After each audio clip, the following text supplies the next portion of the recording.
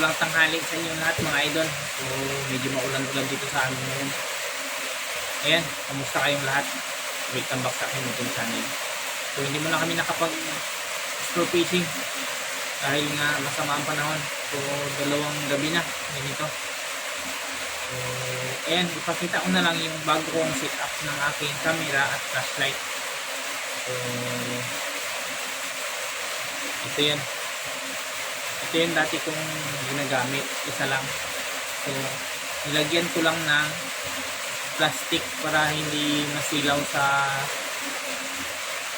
iniilawan natin ng isda.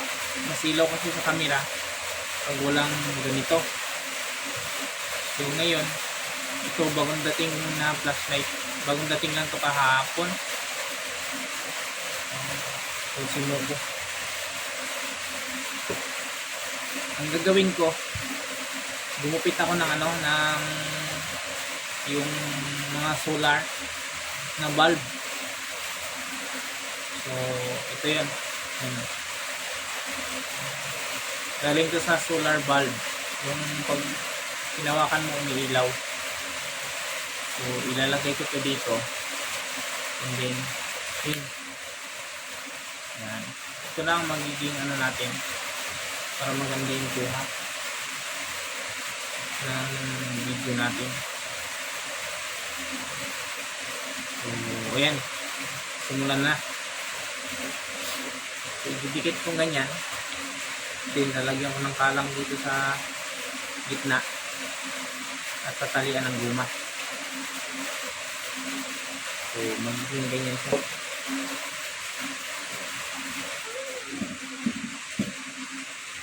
Bali, dito ko pala itong kinuha.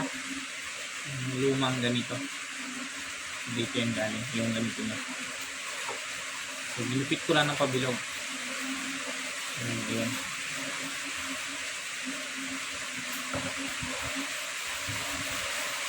Ipangita ko lang yung ilaw niya, mga idol.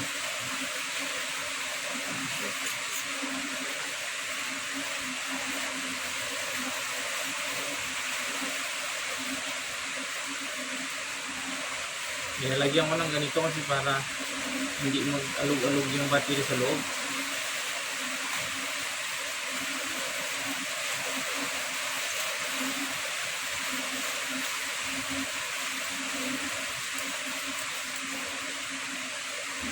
So ayan, wala na siyang spot. So kalat lang yung ilaw niya. So sana maging maganda na ang natin kuha ng video.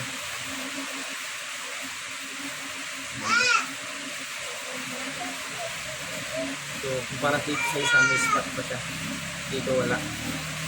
Ayan.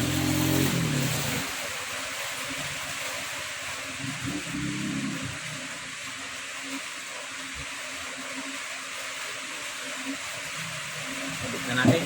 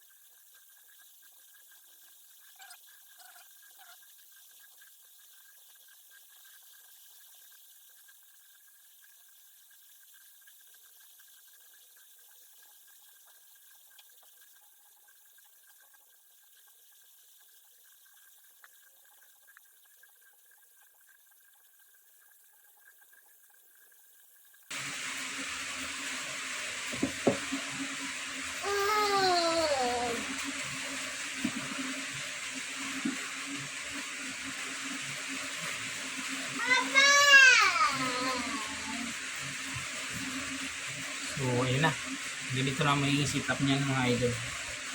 Tapos dito ang camera natin. So ayan, inayos ko na. Ayan, kailangan lang nakapantay. So magiging ganito yung setup niya mga idol. So ayan, ito yung panghanap natin ng isda at ito ang pang video natin. So Ayan.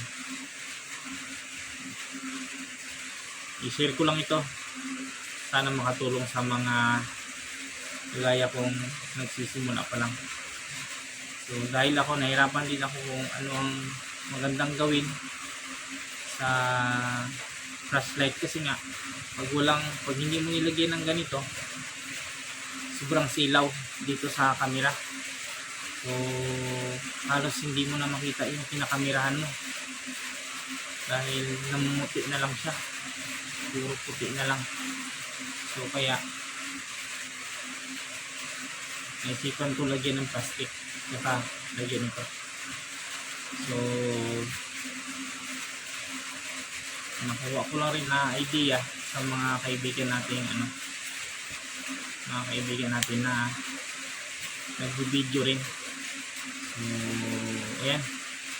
So ayan, hanggang dito na lang ating video ngayon. So abangan nyo ang mga susunod na episode ng ating pamamana. So muli, maraming salamat sa inyong lahat sa patuloy nyo pag-suporta sa aking munting channel. So shoutout sa inyong lahat, ingat kayo palagi, at God bless you all. Bye bye.